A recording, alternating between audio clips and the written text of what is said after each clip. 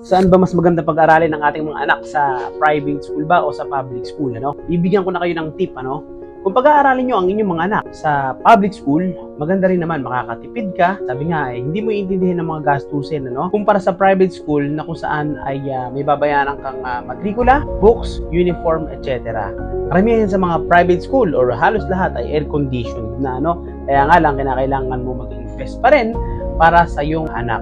Pagdating naman sa mga matututunan, mainam din sa private school kasi dito available na yung mga materials. For example, may mga skill books, may mga activities na kung saan nakapaloob na sa isang book. Per subject yon.